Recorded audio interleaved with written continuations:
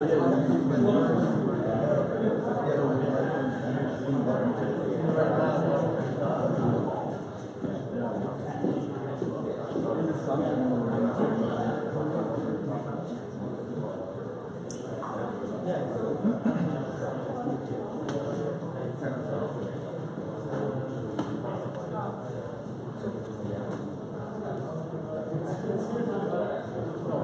everyone, thanks for coming out.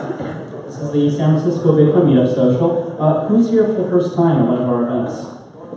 That's great. I thought as much. I saw a lot of new faces. This is a user-focused group. We try to aim for people who are new to the space, who just want to know what's going on, what they get their hands on right now, what they can do right now, as well as the most interesting use cases that are coming out, very soon. So that's kind of our mission and goal. We do 3 events a month, and obviously you're probably already on the Meetup page. That's where you can find all the information out. So I'm going to get started with something we do here called lightning talks. I have 6 people. If the 6 people I spoke with, you just go ahead and start getting in line over here behind Aaron. They're going to take a minute to talk about their project, and then we'll go right into the main event. Thanks so much for coming out. All right, then Aaron's first.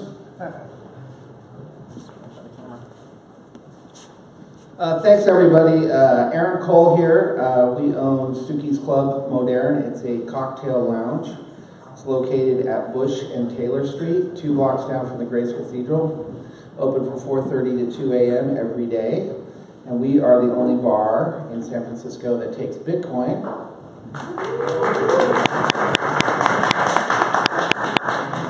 So you can pay for your drinks in Bitcoin, you can pay for your drinks with Ethereum, and you can pay for your drinks with Litecoin.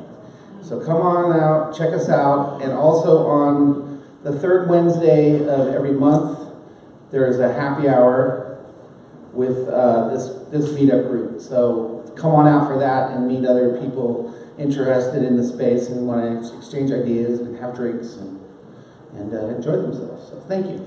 Thank you. What's going on, everybody? My name is Ben Cazares. I'm here with my 2 partners and my girlfriend. We're from Los Angeles. We're here for a week. We'll be coming back and forth. We own a company called Ecos Live.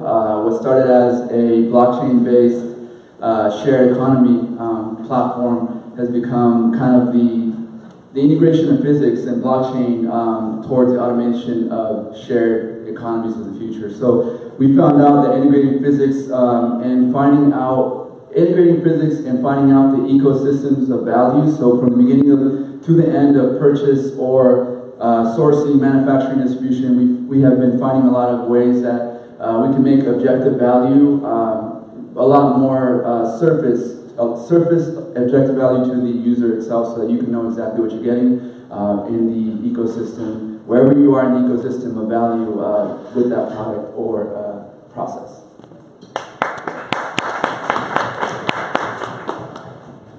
Hi, my name is Gurinder, so is my nickname. I'm the CTO of the Den. We're the Decentralized Education Nexus, where we focus on decentralized technologies. So right now we're focused on teaching Solidity, but I'm here to actually kind of talk about proof of work. I think we've kind of forgotten the strength of what proof of work is, and we have a lot of focuses going to stuff like even proof of stake and all of that, but I want to kind of remind us of how Bitcoin got us here even in the first place. And instead of kind of focusing on certain things like social cost, I think as entrepreneurs we should focus on how to make energy more efficient, right? Let's make our mining more efficient. Let's make energy cost per transactions more efficient. Why are we setting our cap on ourselves and saying we cannot do this? We should focus on creating better hard drives, and we should focus on creating solar panels that can offset our mining costs and the energy social costs that we're supposedly causing. So just want to kind of throw that out there and say, hey, let's kind of focus on proof of work and not forget where that is from.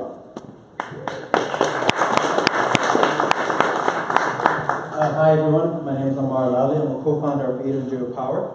800 Power is a renewable. What we're trying to do. We're trying to generate renewable energy out of non-producing oil and gas wells. But what I want to talk about, we have a project set up in Sonoma County. We're based in Boston. I'm only visiting here. This project will generate around 1 megawatt of power, and we want to host a mining operation on those sites by competitive price. But we want to start by actually having people come in and set up in the facility and do the mining for free for a couple of days or a couple of weeks. So after that, we'll go commercial after that. But anyway, if you wanted to know more, and if you're doing mining yourself, please come talk to me and after the talks. Thank you. Thank you. I'd like to invite our panelists up. We'll go ahead and get started. So one of the things we like to focus on with the Meetup group is very actionable things you can go home and try now or very soon. We don't really like to do a whole lot of, looking too far into the future. And as well, we also generally don't go too technical. We try to focus on what users can do right now, because obviously developers can do quite a lot right now. So it's kind of time. The sharing economy space has been developing. There's now several ways of doing it. You get your hands on, you can see, you can touch, you can feel it. So we're going to go ahead and do a discussion about this. I'm going to do some questions for a while, but we're going to mix in audience questions. About halfway into the event, if you have a question, just sort of raise your hand. A mic will come around to you. Please wait for the mic. And yeah, we'll mix that in. So I'd like to go ahead and just start with letting each panelist introduce themselves. Hopefully you guys even lined up with the pictures on the wall. So please jump in, go ahead. Cool. Hey everyone, I'm Jonathan, co-founder and CEO of BToken. And at BToken, we're trying to build an Airbnb on the blockchain. So I think I can talk a little bit about the advantages of an Airbnb on the blockchain later, probably throughout the panel. But that's kind of what we're doing, and looking for more hosts and guests. Hey everyone, thank you for joining this evening. My name is Peter Gunst. I'm the CEO and co-founder of a company called Legal.io. We are a decentralized marketplace for legal services. And in my previous life, I also used to be an attorney. And in particular, I specialized in intermediary liability and everything that what they in Europe call the information society kind of messed up in terms of the law. So I'll be talking a bit from an entrepreneurial, but also from like a risk management perspective. And I look forward to your questions. Hello, I'm Coleman from Origin Protocol. We're building a lot of the open source infrastructure for truly peer-to-peer marketplaces and sharing economy applications. Okay, great, thank you.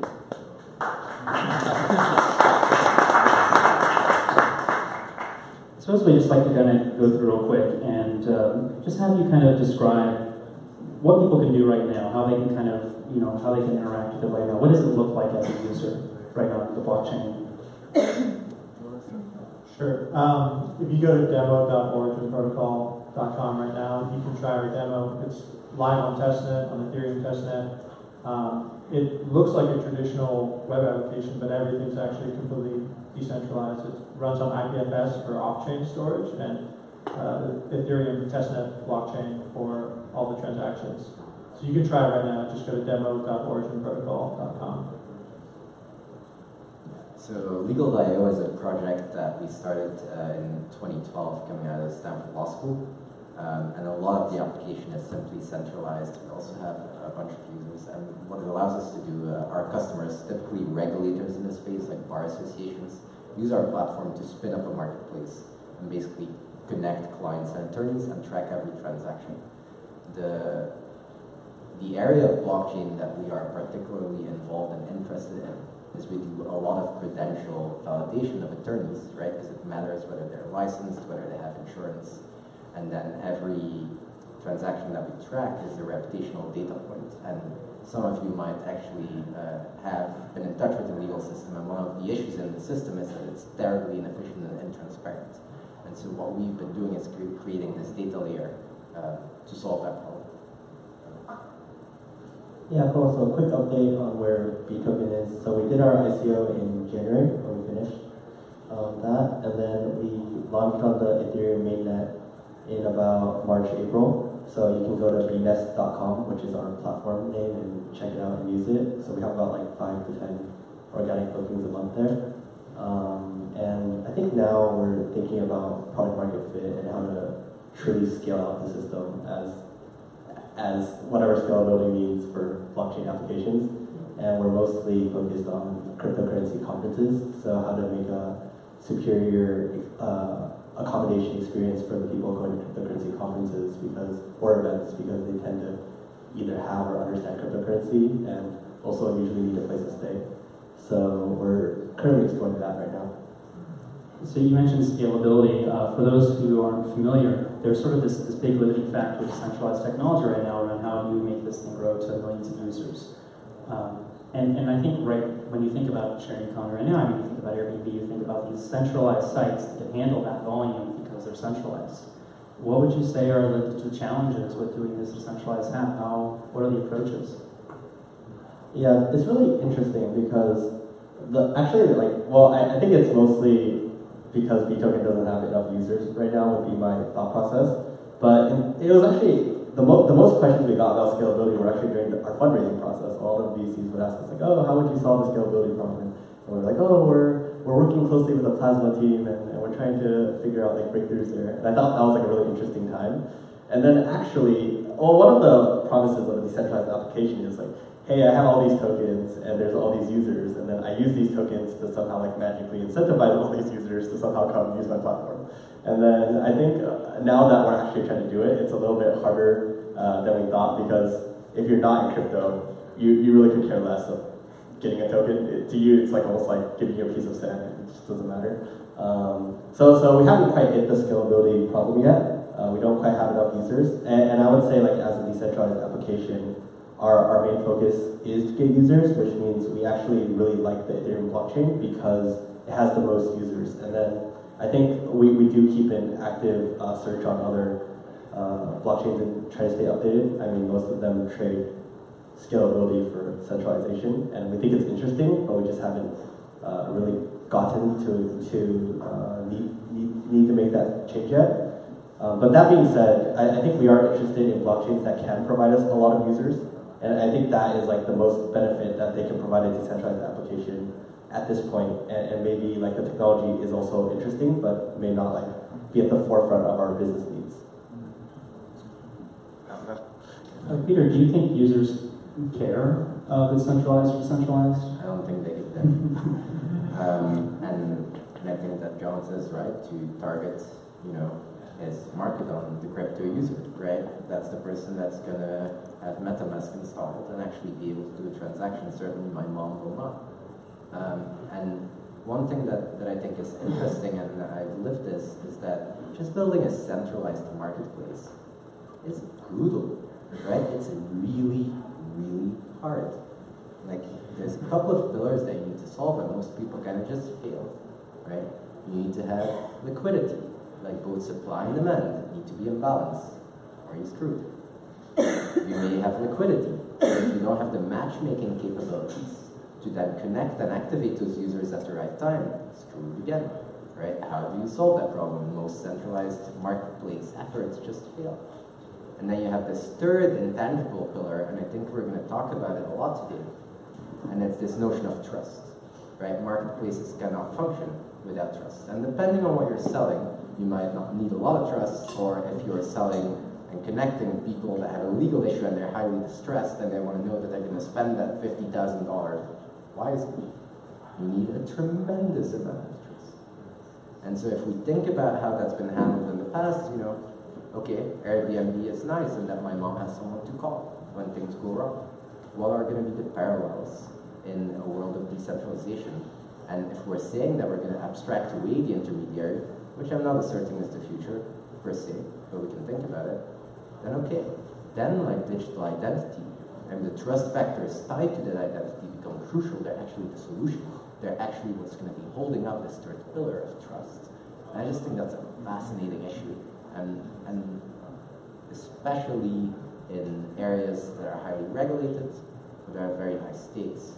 That's kind of where I think the first use cases with traction will emerge, because if you're spending high amounts of money in high stakes cases in my world, you'll take some action for the extra set of data, the extra pair of eyes, right? So I think it will happen there first, but we'll see if that turns out to be true. I definitely think we'll jump into trust next. I was just curious real quick, Coleman, if Origins had any different encounters or approaches to the scaling issue. What was the question? Just around scaling, your thoughts and Origin's experience around doing this decentralized. I think there are certain use cases with marketplaces and sharing economy applications that can work right now, as Ethereum and IPFS are right now. Some of those use cases would be something like home sharing, where there are high value, low transaction volume types of use cases where you're not making hundreds of home sharing requests a month. You're making a few a year, and you don't need it to be confirmed within 60 seconds.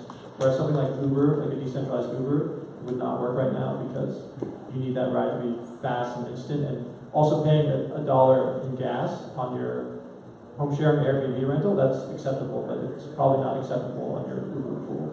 So I think That's why we're not doing the ride sharing panel today.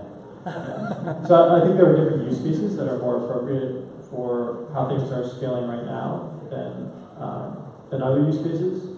But what we're focused on at Origin is just making sure it works. It might be slow, but we want it to actually work in a completely decentralized fashion, and we trust that the whole ecosystem is working hard on these scalability issues. I mean, they have to be solved eventually, so we're kind of betting on the ecosystem as a whole to solve these issues. So what are the advantages? These are a lot of challenges, and as Peter said, it's already hard enough to do this centralized. And on top of that, you're going up against very large players. Well, what are the advantages of doing it this way? Why even try? I think for Origin, we've identified kind of 4 major advantages. The first thing is if you get rid of centralized middlemen, you get rid of the 30-40% fees that they charge. I don't know about you, but I'd be willing to press submit on MetaMask to save 40% of my money if there was a viable decentralized alternative. So the second value prop for people is reduced censorship, and we've seen that in San Francisco. Scalable, but when they decide to switch targets to Airbnb, trying to enforce the regulations on Airbnb itself, suddenly tens of thousands of hosts were kicked off the platform. So I think it's decentralization and removing that central point of failure is a good defensive mechanism for over-regulation. The third thing is fair distribution of value. My co-founder Josh always tells a story about how he got in an Uber last year or something with the 30th ever Uber driver, and that guy is making less money today than he was when he started, even though he was integral to the success of Uber as a sharing economy network. So I think tokens allow for more aligned incentives for early participants to actually feel like they have a stake in the network.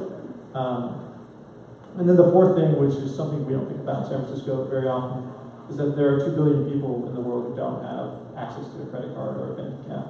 So they can't access these current centralized applications. Like you need a credit card or bank account to use Airbnb or Uber. Are there any legal advantages, Pete? I just thought that was a super interesting list. I've thought maybe about some others that I think are interesting in terms of just value propositions.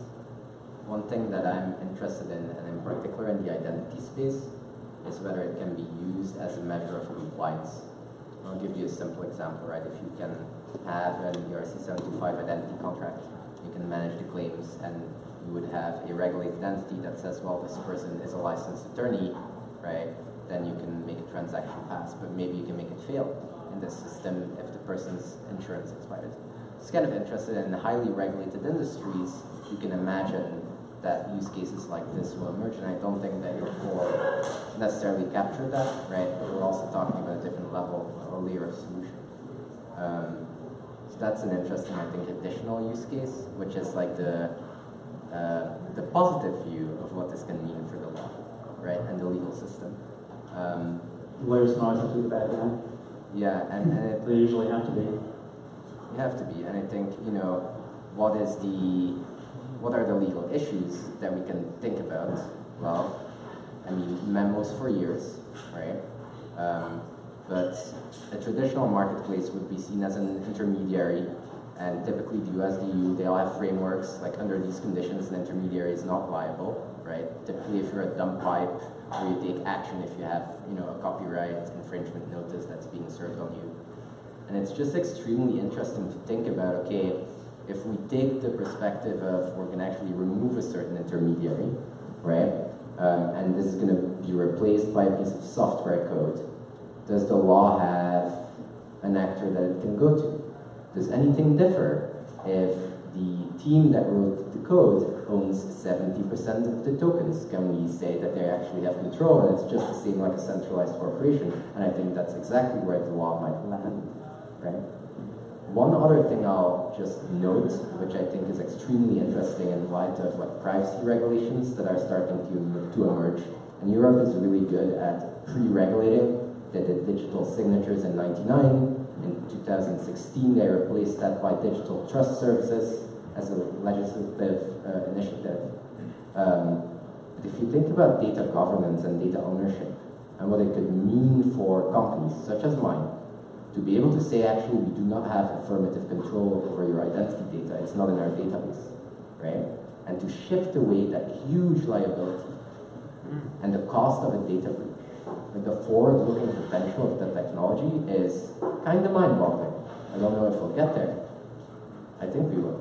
But you see that it's a massive value.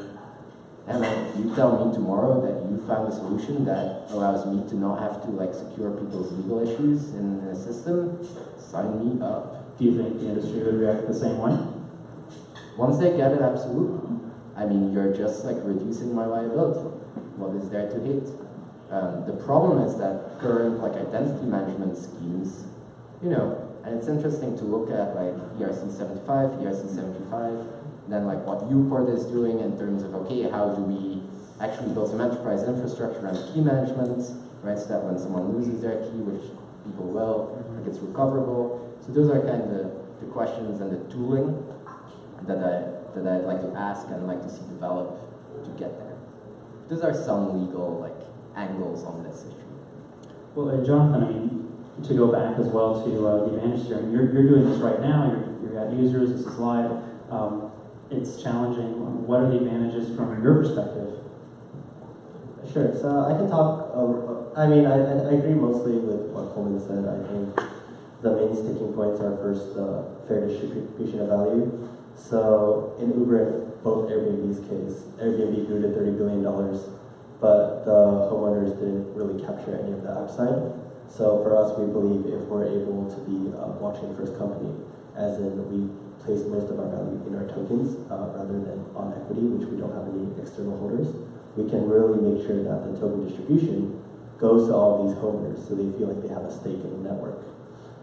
So that, I think that's good. I think removing the middleman and the fees is also good, as Coleman said, 30 to 40% is quite a bit, but for us, incentivizing that person to actually click that submit button on Coindesk is proving to be difficult for us. So we're working with. You haven't found a 30 to 40% enough of an incentive on its own? So here's how I like to think of the demographic for cryptocurrency. So cryptocurrency is, as a whole, is about 20 to 30 million people who own and use cryptocurrency, and then Airbnb is about 150 million users.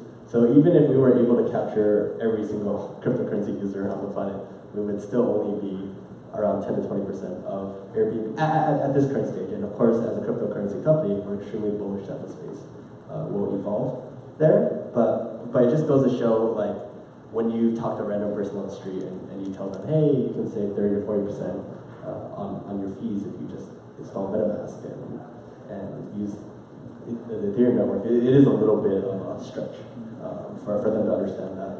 I think third censorship is always great. I think people appreciate that on a philosophical level. I think for us, one of the interesting ways we found tokens to work is one of the problems with home sharing is when you put your home on a platform like Airbnb, you are making it better because you have more availability and more listings for that network. But if no one rents your place out on Airbnb, you make nothing for it, which is slightly annoying because you also have to still pay your maintenance fees, your gas fees, your electricity fees. So for us, what we've been tinkering with is this concept, we like to call it real world mining, but essentially what we treat your home as is almost like a mining rig. And I say mining rig because I use mining in the sense of just being able to earn cryptocurrencies. Because even if you put your home on our network and make it better, even if no one rents out your place, we want you to be rewarded for that. So basically every week, we issue out a certain amount of our B token and community tokens to all the homeowners on the network, even if no one rents it out. So it first guarantees that we're able to give the tokens to every homeowner on the network and create this fair value of distribution. And second, it incentivizes people to sign up for our network, even when our supply and demand curves are not like as high as they should be, like Peter was saying. So I think that helps us bootstrap from like 0 to, let's say, like 10,000 or 100,000. And have homeowners been receptive to that idea of kind of partial ownership of the platform? Yeah. Do they understand it, I guess is what I mean? Yeah, I think the people who are either blockchain enthusiasts, and I think before we only could capture the hardcore blockchain people because they really had to believe that, hey, B tokens or Ethereum are going to be worth something, and that's why I'd be willing to accept that over fiat. But then when you change the narrative to be, hey, you could do everything very similar to Airbnb, but if you list on our platform, you'll also get the B token on a weekly basis. So it essentially costs them nothing to do so. A lot more enthusiasts are willing to make the jump, whereas before, only the hardcore people would be willing to make the jump, like for the transaction based. Like every single time you rent, you get tokens. That was a lot harder of a sell than just if you put your home on our network, which you already have and which you may already do for Airbnb, you can earn tokens. That's a lot easier to get the enthusiasts. So you don't find yourself having to educate them, they kind of come in, these people already know.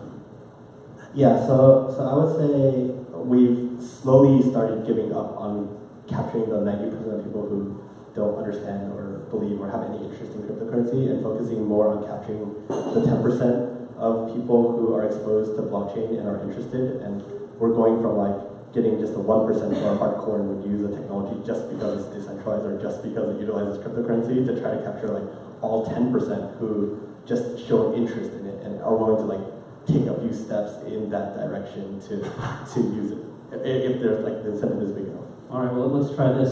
The audience, could you raise your hand if you don't have any cryptocurrency? So there you go. You're speaking that for the live stream. No one raised their hands, not a single person. So you're, we had one in the back. So it's the percent, it's a little flipped, the 90%, 10%, it's a little flipped here. But you're having a chance to talk better to the 10%. Peter, I was curious, are you finding yourself needing to explain this to your colleagues as well? Or do people understand this? Are you even attempting to explain to people who are not enthusiasts? I think technology really works when it's in the background, right? And it's abstracted away.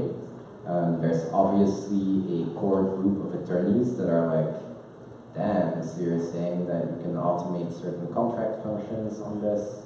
They're being expressed as code, right? It's the best example today of code and law converging as a thing, which is, from a legal theoretical standpoint, kind of beautiful. But every day, we have attorneys that sign up with their Comcast.com or Yahoo email address, so that's what they use to serve their clients, right? Yahoo is a particularly bad idea for reasons exactly like they were hacked. Yeah, a couple of times, right?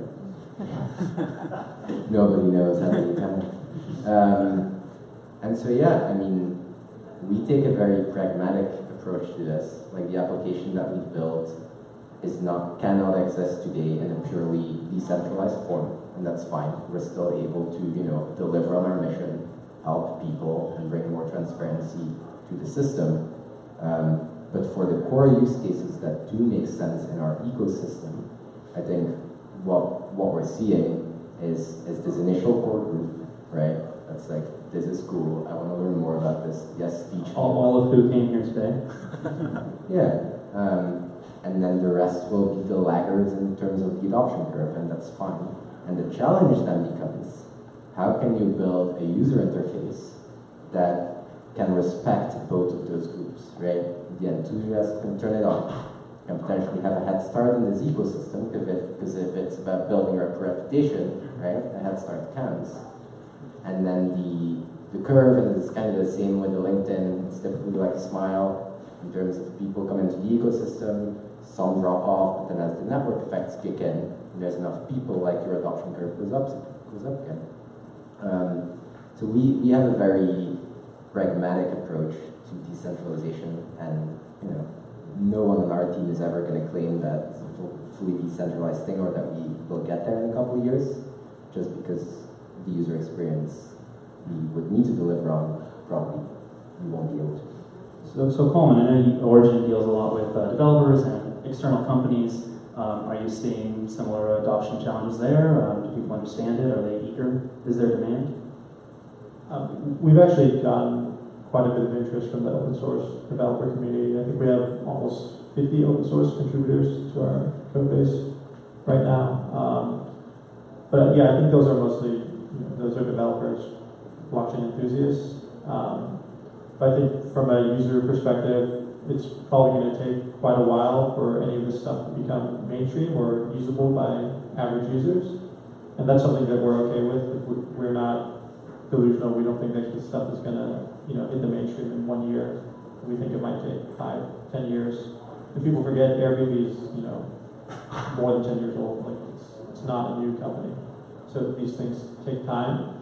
And something that we're really, really focused on at Origin is user experience. And we're lucky to have some of the best engineers who helped build Web 2.0 products, building Origin's platform.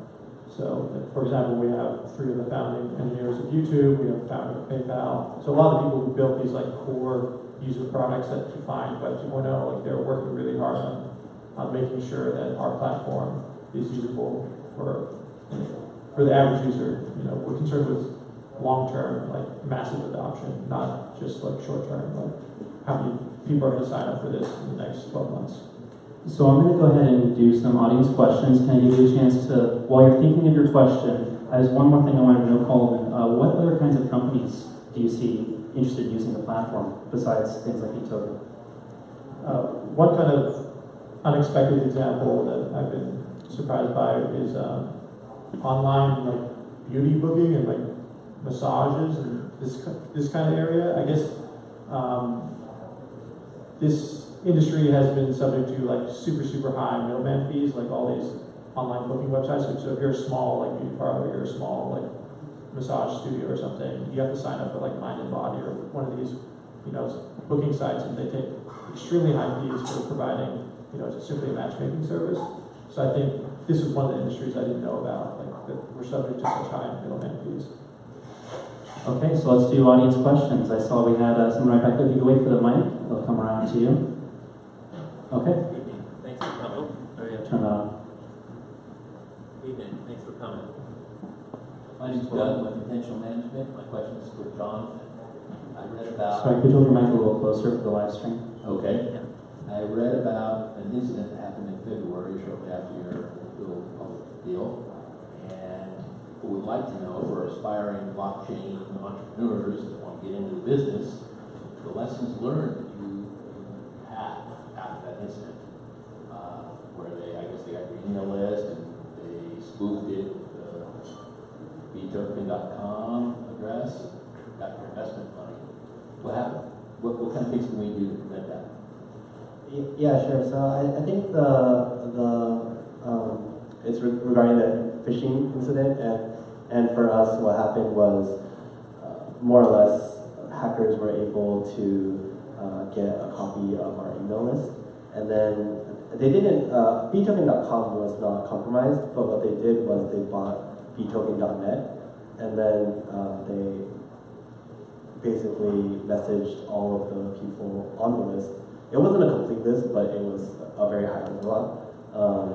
Hey, the pre-sale or the ICO started early. Please send 20 Ether to this address, and quite a few people fell for it, about $1 million. I would say first it is really make sure that I think there's always a trade-off. I think you want to use third parties in order to automate and make your life easier, but I would without pointing fingers too much. It's kind of every third party is a potential point of failure, essentially. And you can imagine a lot of these third parties, they also are not ready for these crypto hackers. These people are quite sophisticated compared to the normal person. So I'll say that's first. Second is make sure that all of your personal accounts are secure, And I'm sure all of you know about the SIM card incident of like Turpin being hacked for like $20 million and suing for 200. It's very easy for someone who is an AT&T employee or a T-Mobile employee that's in like a different country to basically just take your SIM and reactivate it somewhere else and just plug it in and get access to all of your 2FA. And finally, I don't know, because for us, we feel like even with the list being compromised, if we had better communication somehow to be like, hey, don't respond to these emails from btoken.net, hey, don't respond to these emails from btoken.net. I don't really know. I think over-communicating is always good. I think being able to react to the incident quickly and then also be able to take ownership over the incident in a very timely manner. So I believe like first when btoken.net was compromised and the emails were sent out, we should have sent follow-up, like multiple follow-up emails as opposed to just send one follow-up email like, oh, be cautious of the security ship and like these are the phishing incidents, exact phishing incidents that are happening. Please do not pay attention to them and just spam our email list to protect them. And then I think second is to respond in a favorable manner very quickly. So for us, we wanted to make sure that legal was okay with everything we said, and that really took a lot of time. But I think the proper way is to be able to. So we ended up issuing sort of a refund. We used B tokens to compensate the $1 million. But it took us like 2 to 3 months to do it because of a lot of legal things. I would say definitely just if something happens to your community, the vibe and the like trust is so like you were talking about is so important that at some point you're going to have to refund like basically no matter what. So you might as well just do it earlier rather than later. Yeah, and as mentioned, Peter said trust earlier as well. Trust is a very big component in this space. It's also a lot of what you guys do is involve smart contracts, which is a big trade-off there of risk and reward as well. Do we have any more questions? All right, we got one in the back. Yeah, I'm Dave. I'm sort of troubled by this to the panel and to the rest of the industry. If the effort to build an ICO is going from maybe 6 weeks down to maybe a week to a week and a half to do an ICO funding, and my grandmother's going to do one next week, you know, this seems to me like a speculative bubble. And my question to you in the industry is, how do you intend to really create business models that have lost the first mover advantage? Obviously, Ethereum got it, you know, because they were some of the first. But the rest of us out there who want to do ICOs, how are we going to make a living? Because I hear some of that echoed in one of the panelists when he said, you know, we're really chasing customers. If I was an investor, I'd be nailing his feet to the wall and saying, hey, you told me you're going to do this, this, and this. You haven't done it, so why should I keep investing? So that, and that's not just to him, that's to the industry in general now. Where do we go? Yeah, really, a lot of the questions are legal as well. Actually, Peter, you can maybe take part of that around liability, or okay, we'll go with. Right, Dave, is that right? Yeah. So Dave, I think you were the only one in the room that doesn't hold cryptocurrency, so you haven't been. Yeah, but I've invested in several and I've lost a lot of money. So. Right, and you know, I would say yes. A lot of that was hype and bubble, right? Like, good luck raising traditional VC capital based on some of the decks I've seen. You just wouldn't, right? And it was an inflated market. And now, one of the things you said is, what if the time goes down to 4 weeks or 2 weeks, right? But what if it becomes easier? I don't think it's becoming easier. I think it's becoming much, much harder. And some of the early legal frameworks that were applied and that were deemed to be best of breed have been heavily criticized. It's going to be very interesting to see what happens to the companies that raised on that basis, right? But what I'm seeing is that there's a certain emulation that's starting to happen, where investors are like, okay, what's your vesting look like? And eventually it's going to be like 1 year cliff for your vesting, right? And so my expectation is that you're going to fully start seeing emulation of like these practices developed over a long amount of time in VC applied to offerings here. Now, it might look a bit different because, you know, the different liquidity properties of tokens and things like that. But, you know, from a legal perspective, and if attorneys are thinking about this and how we're going to structure this, you can bet your bottom dollar that they're going to look at the rules of the past, and they're going to say, oh, that kind of works, right? Another interesting question is, how are they going to regulate ICOs? Kind of a white space, right? And you can look at some of the early crowdfunding, just, traditional, non-token based raises, where caps are being put in place, and that's a reasonable investor protection. You can only invest up to X, and then it's fine, and now you have a regular issuance, right? And so I think you'll just see a lot of emulation of those old systems, and I fully expect it to become much harder and a much tougher quality filter on projects, and you know what? That's a great thing. That's just good for the ecosystem. All right, cool. Any other questions? Hi, first I want to add to Jonathan's point. I think a nice way to view how decentralized technology can help the sharing economy is that, as I mentioned before, people that were first Uber riders, drivers, and the Airbnbs, they were not able to, they started losing money as time passed by. They made a lot of money at first, and then as time passed by, they started making less money. And I think what the sharing economy do is the complete opposite, where at first they're not going to make much money, but if they're able to believe, then they're going to make a lot more than anybody else who joins afterwards. I just wanted to share that point. The question that I have, though, is what are the economics, what are the major economics that you saw different as you're building this? What new economics are you seeing? What are the interesting economics that you're seeing? I think I'll talk a little bit about the two components. The first is the no transaction fee and cutting out the middleman.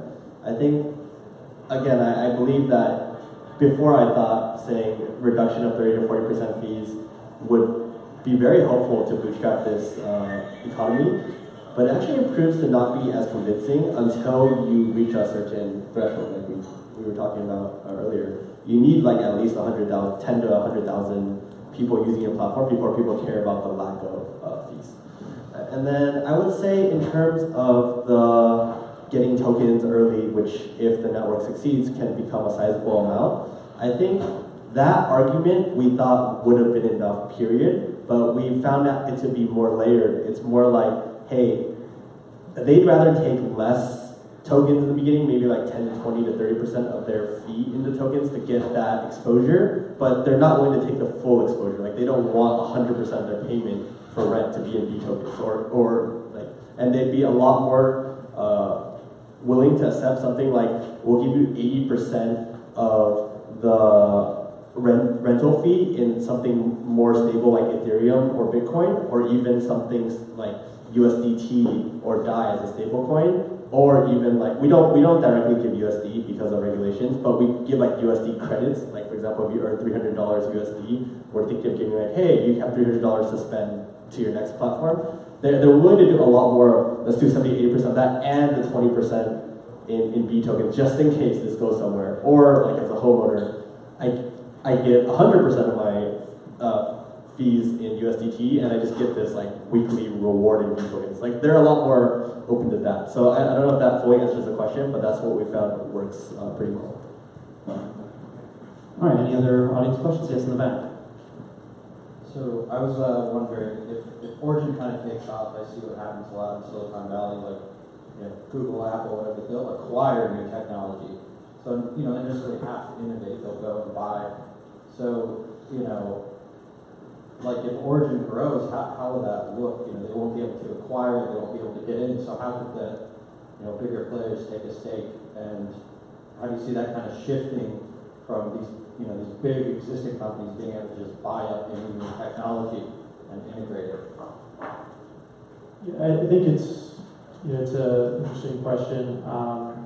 Someone from Google was visiting our office today, and they brought up this potential of like acquiring these blockchain networks whose values are all totally held in tokens, and like how complicated that would be. I don't know how that would work. I think that a lot of these larger companies were once disruptors, like Airbnb disrupted the hotel industry or something. And what we're trying to do is disrupt them. So I don't know that they have like a real interest in, like acquiring a company that's going to completely disrupt and destroy their business model. You know, one thing that might happen is that it starts acting a bit more like trying to influence the standards body, which can be very profitable, right? Like people who define like what JavaScript is looking like all these big corporations like have their representatives and they're there to protect their interests. You can imagine that in a decentralized ecosystem, like once it becomes valuable enough, the big players are going to be okay, right? We're going to go in and your job is to protect our interests, whatever that means, like at that point in time. So that's kind of an interesting way that it might happen. When is that going to happen? 2042. Is that something that you place a lot of probability on, the idea of regulating out?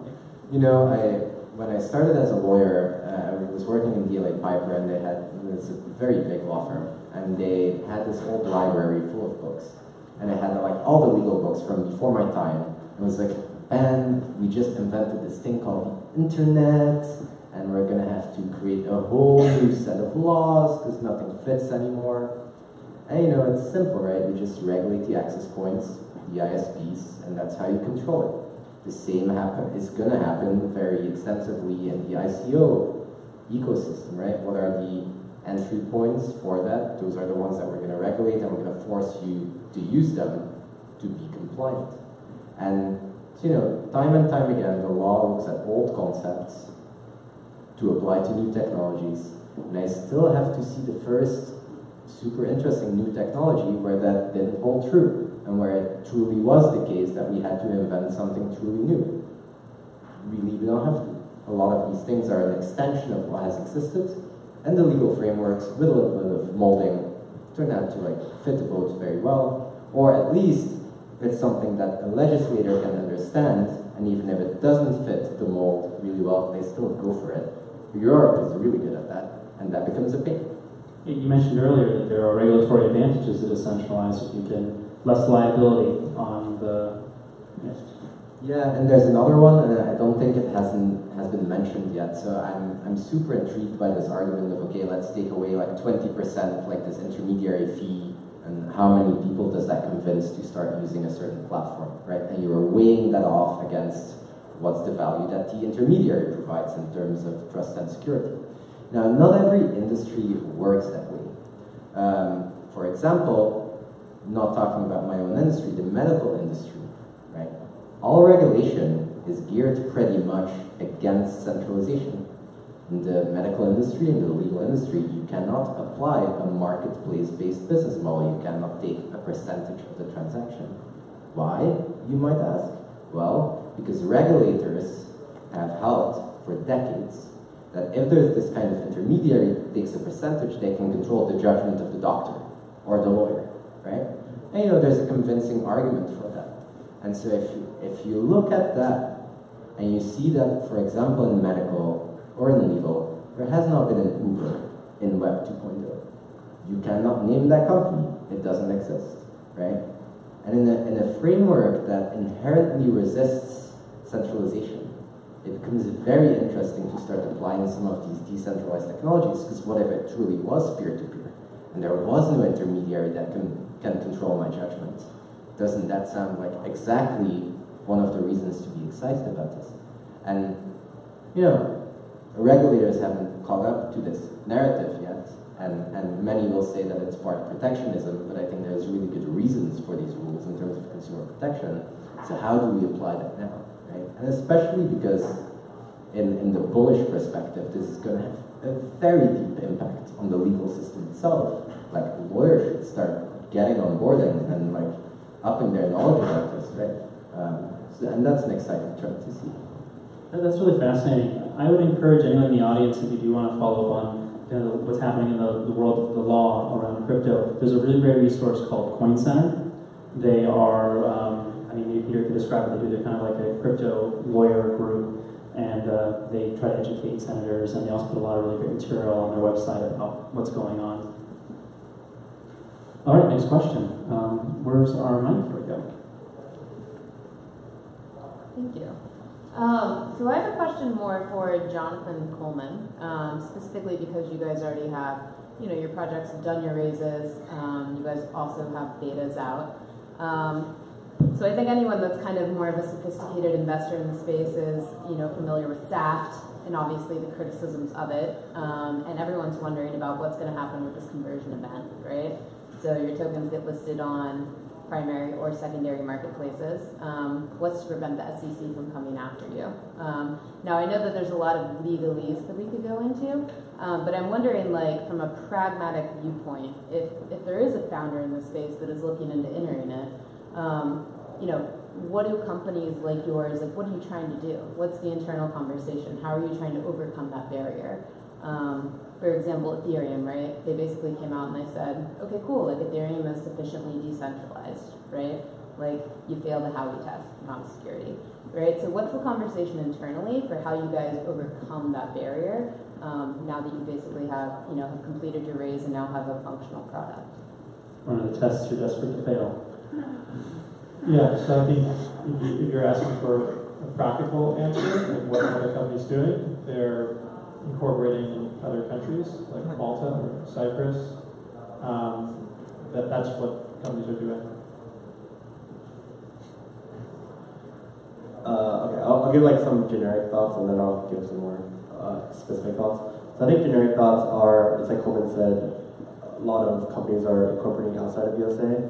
Or additionally, if they plan to do a token sale, they first raise on a SAFE, which is simple agreement for future equity, and then they eventually decide how to convert to tokens, or if they just grant these tokens like parallel to the equity that they have, something along those lines. They just don't want to go directly to tokens. And the goal, of course, is to postpone all the way up until your tokens are liquid, they're on exchanges and whatnot. I could say for exchanges, because we're based in USA, which has made our life very, very, very difficult, and we're actually slowly moving out. I don't know. That's we kind of gave up. It is like a long story, or short. And so I would say first is you want to make sure that your tokens are less exposed to USA audience. So it doesn't really matter if your tokens are like held by like pretty much the rest of the world. It's mostly, the SEC mostly cares about when it gets in the hands of an unaccredited, basically someone who doesn't make over 200K like USD a year or have $1 million net worth, getting into any of these unaccredited people's hands. That's mostly what the SEC cares about. So if you avoid that, then you're pretty much fine. And then if you want to argue that you're not a security and that you're a utility, then you have to prove that your token is usable in some way. And so for us at BToken, our argument is that, so this is why we never really grant people more than a few $1,000s worth of our tokens. If we do grant it out, is because our utility argument is basically that, hey, these BTokens, they're used for a place to stay. You can trade, the utility is clear because you have a BToken, and these BTokens can be traded into a vacation trip, can be traded into a hotel stay. And this is why we really like cryptocurrency conferences, is because our main utility use case is you go to a cryptocurrency conference, you trade these BTokens for this. So I think I've said the same thing like 3 times. So you probably understand our utility argument there. Yeah, your token can be a utility token if you launch a real working product. That's something that a lot of projects aren't doing, so it's pretty simple. So you say we're seeing like SEC havens, people going to countries that are just to get away from the SEC? Yeah, I think most ICOs are not based in the US. They're based in like Switzerland or Malta, Cyprus, BVI, Singapore. There's different hotspots for this kind of activity now because they don't want the SEC to subpoena them. All right, cool. Let's any other questions? First of all, thank you guys for your time here today. I'm sure the rest of the people here can appreciate the insight that you're providing. When it comes to the shared economy ecosystems, a lot of blockchains, obviously they're not created to work together, but what is each of your perspective on interoperability and partnerships within the ecosystem, within the blockchain space, and how would you go about those and choosing who your partnership would be? So I think a lot of Ethereum competitor blockchains have read the writing on the wall and they're now marketing themselves as EVM compatible. So I think that says a lot. I think if you look at the proportion of smart contract developers, like how many of them are on Ethereum versus other blockchains, it's going to be like 99% on Ethereum. So I don't think interoperability is like a really big concern right now because like all smart contract development is on Ethereum, pretty much all of it. So I think if one of these other blockchains takes off and there's, you know, real interoperability protocols to support that, that's great. But right now, like we're focused on building things, so you know that's why we're pretty much only concerned with Ethereum because that's really where almost all application development in the blockchain world is happening.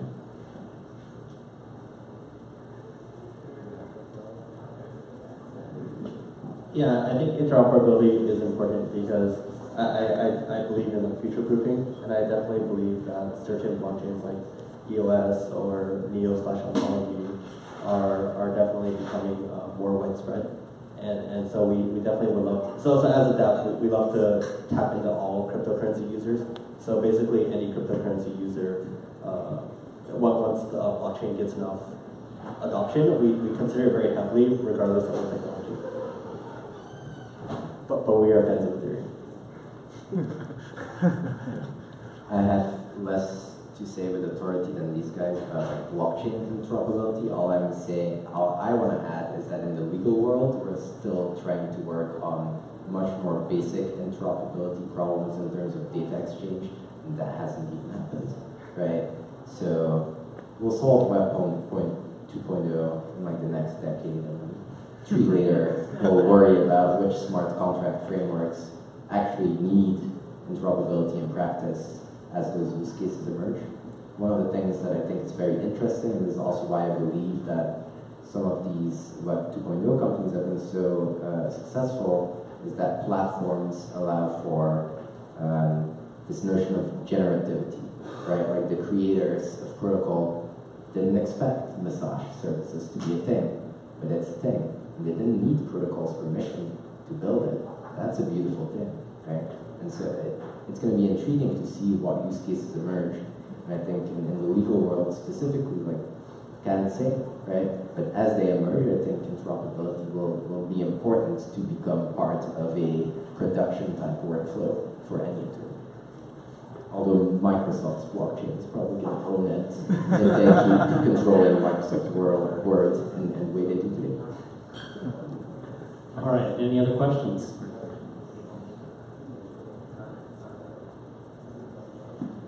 Hi, I was using the TripAdvisor community forums to get information about a particular location that I'd never been to in Mexico, and they created, for me, a lot of trust, because by interacting with the community of people who use TripAdvisor, I was able to get dialed into everything that I wanted to do in that particular location.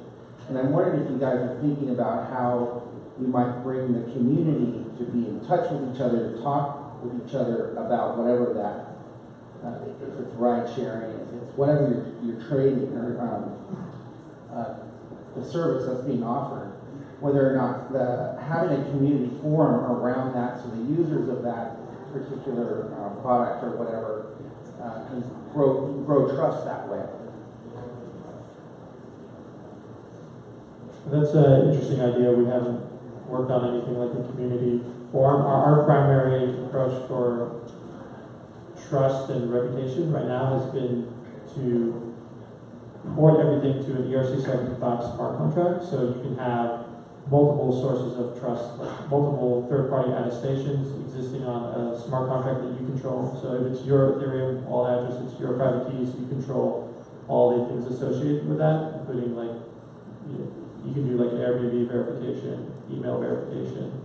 You can theoretically port your reputation from all these different websites. You can have like a TripAdvisor rating, an Airbnb rating, Uber rating, and then have that all controlled by a smart contract you own.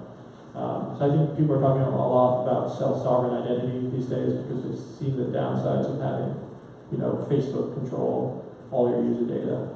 So I know I didn't really directly answer your question, but that's something that we care a lot about, and we think that people are starting to actually see like the real negative externalities with having centralized corporations control trust, data, reputation. Yeah. So I think for us at Beethoven, we're not at the point where our community, like we have a specific forum for our community. But what we are trying to do is we're trying to plug into the existing communities that are more crypto-centric. So for example, of course, there's Telegram, but also like 4chan, Reddit, Discord, all these Bitcoin Talk, all these places where like a lot of crypto people gather and try to foster some healthy discussions there. I did think reviews are interesting. I actually found it really interesting because I was watching a talk by Jeff Bezos from Amazon, and when they started, actually reviews were like not a common thing. So they got a lot of pressure from like book publishers, like, hey, stop publishing reviews about my book, it's hurting my business. And I just thought that was like really interesting because now we take reviews for granted.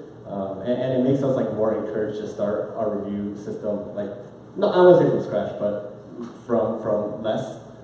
Because it's encouraging to see that this at one point was like something not to take for granted. That's all. I love this question because I think that, and we've thought about this a lot, like over a decade, 2 decades, 3 decades, assuming an open source ecosystem, assuming protocols that are interoperable, that allow someone to carry their identity and reputation elsewhere if they want to. What's the value of a company? Where does it live? What is defensible? And I believe that in the medium to long term, the only thing that will be a defensible position for any company is the community. Because certainly, you know, we've taken quite a good amount of time building quite a complex like service delivery platform. But, you know, analyze all those workflows, put a 25-person engineering team on that, and I'm pretty sure that you've built what we've built. But you won't have built the relationships. You won't have the relationships with bar associations or, you know, trusted entities in the ecosystem. Will attorney just like switch over? Maybe the fee is lower or whatever. But will they, if like their 20 friends they talk with every day, live right there? No. That's what becomes the sticky aspect. So I think that maybe not today, because the technology isn't there. But over time, I think that community building component is what's going to distinguish the successful projects from the forgotten ones. It's really great. Okay, and more questions? All right. Let's go ahead and make this the last question as well. But now, like today's world, if I buy something on eBay or get an Uber, get an Airbnb, if I have like disagreement or dispute, like a centralized company, right? But ask for help, step in and help either side. And in the decentralized world, how do you guys solve a problem like this dispute? That's a really good question. Yeah, dispute resolution from the central authority. Yeah. So one of the interesting components that we differ from Airbnb is that we eventually want to move to a decentralized arbitration system, which means that your peers will review your case and decide whether you get a refund or not. In the meantime, we do have a centralized customer care center because in the beginning of bootstrapping, there are lots of problems. It could even be problems from our end, and so we view the funds we raised as basically a portion that is used as insurance and is used to make sure that the customer experience is very good. Because for us, we value that highly, and we understand that if you burn a customer, the crypto community is so small that you may not get a second chance. So for us, we do plan to subsidize that, and unfortunately, and until we can get to like a fully functional decentralized arbitration, we do, and we look at like a lot of like voting and governance for that. We do have our own customer care, so we do intervene to a certain degree. Yeah, I think there are kind of 2 major approaches for doing customer service or arbitration on decentralized systems. The first would be, you know, Airbnb, you know, they don't do their own insurance or their own customer service. They outsource all of that. So if you pool together smaller decentralized marketplaces and act as like one large entity, then you have access to those same outsourced services. Or a company could come together and specifically provide this value-added service to decentralized marketplaces. And then the second system, which Jonathan mentioned would be some kind of like arbitration by peers, some sort of, crypto economic incentivized, like you get a token for arbitrating this. Like some people might actually prefer that. Some people might, if you've experienced Uber's or Airbnb's customer service or their like dispute or resolution management, you might prefer, some of your peers judging that case rather than, a call center employee in the Philippines or wherever. So. Yeah, and I think those two can even coexist, right? It can be user choice. Do you want to proceed at your own peril, or do you want to buy this extra travel insurance? And then it would only make sense that there's going to be service providers that emerge as part of this ecosystem that offer that. So let's close out on one final question for all of you. What are you most excited about right now going forward in this industry? I'll give like a quick plug here. So for us, I don't know if you guys have noticed, what we care about the most are getting users to use our product and to use decentralized applications and help the entire ecosystem grow as a whole. And it's like Travis said, it's rare to get a room full of people who actually use cryptocurrency. So if Rustin is one, if you can raise your hands. So we are giving away like a $50 gift card to like potential customers. So please go speak to them at the end if you would like to help contribute to that. And additionally, we will also be bringing in more pizza. So. And actually, I was also curious, could you raise your hand if you've ever used MetaMask? All right. It's hard to Good crowd. That's for the live stream, practically everybody raised their hands. Yeah, it's very hard to find MetaMask users. Also hard to beat pizza. But I'll say I'm very excited about being able to build better legal systems and to radically be able to change the way people access that system and to make it more transparent. That's way overdue.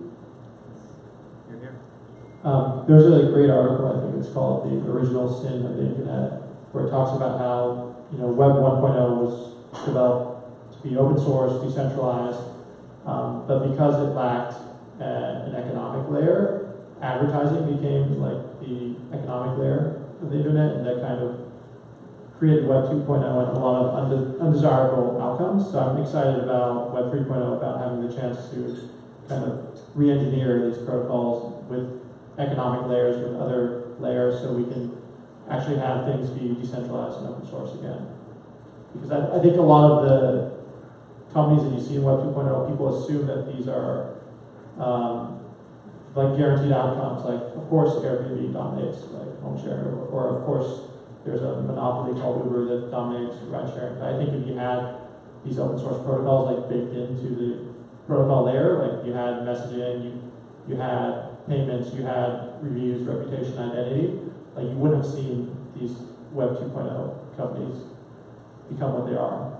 So I'm excited about the potential for the technology. Well, great. Thank you so much to our panel.